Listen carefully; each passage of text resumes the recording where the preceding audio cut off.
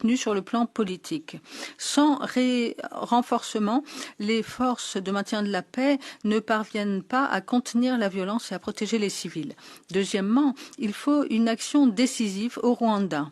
Il y a des preuves de l'implication du Rwanda qui soutient le M23 et qui poursuit l'exploitation illégale de minéraux.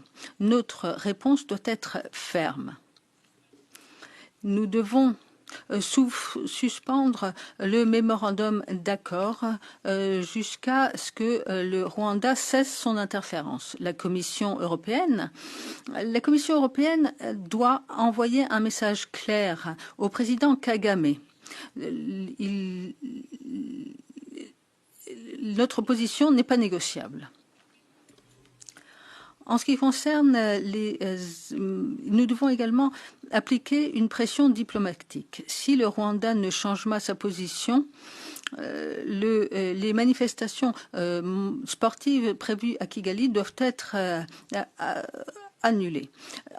Enfin, il y a l'assistance financière au Rwanda. De 2021 à 2024, nous avons fourni 260 millions d'euros au Rwanda et 900 millions sont prévus dans le cadre du programme Global Gateway.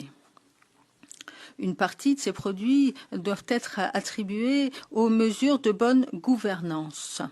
Or, les autorités font exactement l'inverse. Il faut conditionner notre aide afin que des mesures concrètes soient adoptées en faveur de la paix. Le service d'action extérieure de l'Union européenne doit faire davantage que des déclarations. Il faut agir, il faut exercer des pressions, utiliser les outils dont nous disposons pour appliquer la stabilité.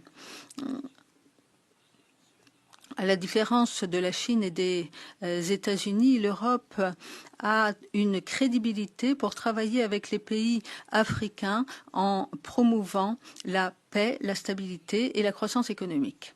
Chers collègues, la situation est grave. Si nous ne répondons pas de manière décisive, non seulement nous trahissons les citoyens congolais, mais nous portons atteinte aux intérêts stratégiques de l'Europe. L'instabilité d'aujourd'hui est la crise à nos portes demain. Il faut dire très clairement que l'Europe ne doit pas être un observateur passif, mais un acteur actif pour promouvoir la paix et la prospérité en Afrique et en Europe. Je vois ici de nombreuses personnes présentes et j'aimerais remercier nos invités de nous avoir rejoints aujourd'hui et nous allons maintenant les entendre.